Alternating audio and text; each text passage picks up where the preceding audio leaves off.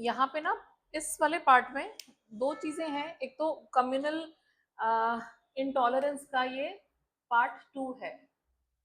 किसका?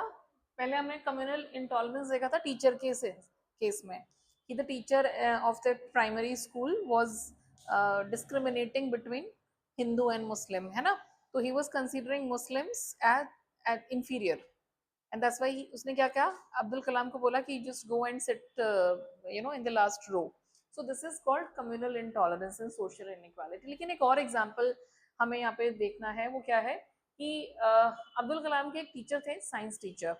ये जो साइंस टीचर थे उनका नाम था शिव सुब्रमण्य अय्यर। अभी इनकी एक अच्छी सी एक स्टोरी भी बताऊंगी आपको। शिव सुब्रमण्यम अय्यर जो थे, इन्होंने एक दिन अब्दुल कलाम को अपने घर पे बुलाया और उन्हें पता था कि ये बहुत ब्राइट चाइल्ड है, ये कुछ ना कुछ करेगा। तो उन्होंने ये भी कहा था कि you are at par, you have to be, मतलब यू आर वेरी ब्राइट, अब बहुत इंटेलिजेंट बच्चे हो, so you try to be at par with the highly educated people of big cities. मतलब तुम्हें उनके इक्वल आना है। भाई छोटे शहर में हो, तुम्हारी जो रिसोर्सेज है वो कम है, बट तुम्हें बड़े शहर के लोगों के बराबर जाना है, मेहनत करनी है तुम्हें उस हिसाब से। एंड ही न्यू, मतलब ये वो टीचर था जिसने उसकी क्वालिटी को पहचाना कि he is a bright child और ये पहुंचेगा उस लेवल पे, ये उनके साथ भी compete करेगा, you will be at par. तो अगर एग्जाम में एट पार का मतलब पूछेंगे तो आपको लिखना है equal to. It has other meanings also, जैसे एट फेस वैल्यू, बट यहाँ पे इक्वल टू। शिव सुब्रमण्यम अय्यर ने अपने घर पे बुलाया, तो खाने के लिए बुलाया था। तो उसकी जो वाइफ थी, अब ये जो है अय्यर, ये ही वॉज एन ऑर्थोडॉक्स ब्राह्मण। कौन था ये? ऑर्थोडॉक्स ब्राह्मण। तो ही, ऑर्थोडॉक्स का मतलब क्या होता है कि जो बिल्कुल स्ट्रिक्टली फॉलो करते हैं ब्राह्मण रिलीजन, उसको, ये उस टाइप का था।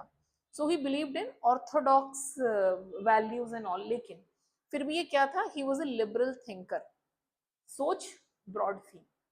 अब जो ब्राह्मण्स होते हैं ना, वो जनरली ऐसे लोगों को दूर रखते हैं जो मीट मच्छी वगैरह खाते हैं, या किसी के घर का खाना नहीं खाते, या मतलब नंबर ऑफ थिंग्स। पर ये उस तरह का नहीं था। लेकिन इसकी वाइफ ने मना कर दिया कि मैं अब्दुल कलाम को खाना नहीं दूंगी। बुलाया कैसे तुमने?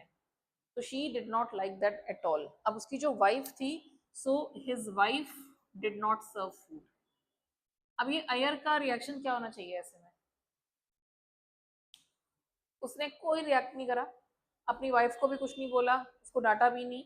और क्या हुआ, फाइनली उसने खुद ही खाना सर्व कर दिया, किसको? अब्दुल कलाम को। और दोनों ने आराम से बैठ के खाना खा लिया।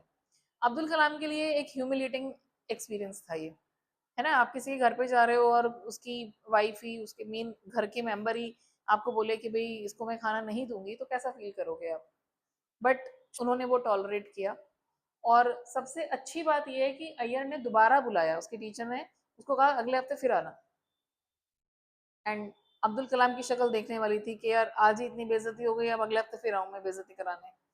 तो तब उनके टीचर ने ये सेंटेंस बोला था, and it's a quote: once you decide to change the system, such problems have to be confronted।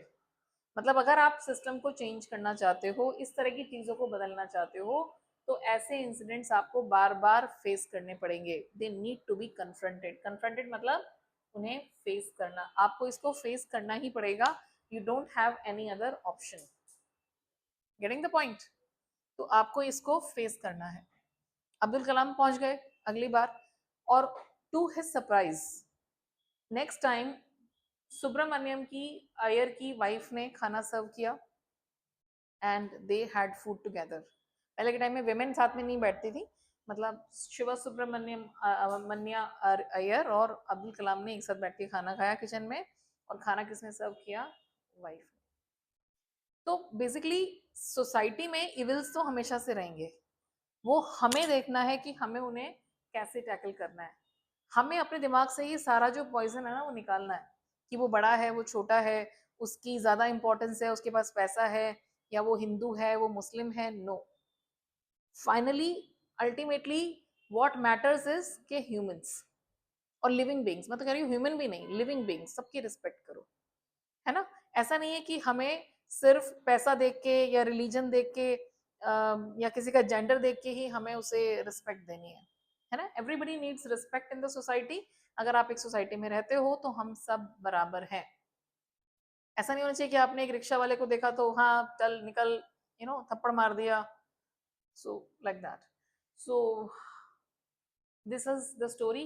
अगर ये एग्जाम्पल आएगा तो आपको ये लिखना है, ये याद रखोगे। अब एक और स्टोरी बताते हैं उसकी, आपकी बुक के उसमें दिया हुआ है लास्ट में। It is not the part of the story but ये इसको अलग से बता रही हूँ।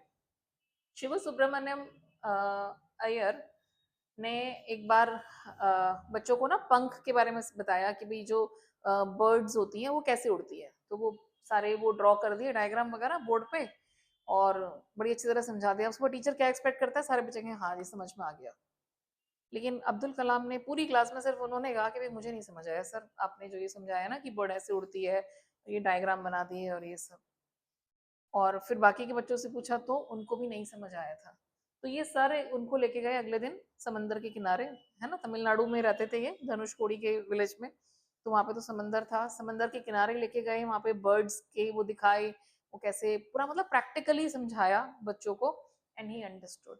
और पता है अब्दुल कलाम ने क्या कहा था उस समय? अब्दुल कलाम ने कहा था कि उस दिन मुझे मेरी लाइफ के, ये कह लो कि मुझे विंग्स मिले थे। मुझे ये पता चल गया था कि मुझे कहाँ उड़ना है, क्या करना है अपनी लाइफ में, लाइक दैट।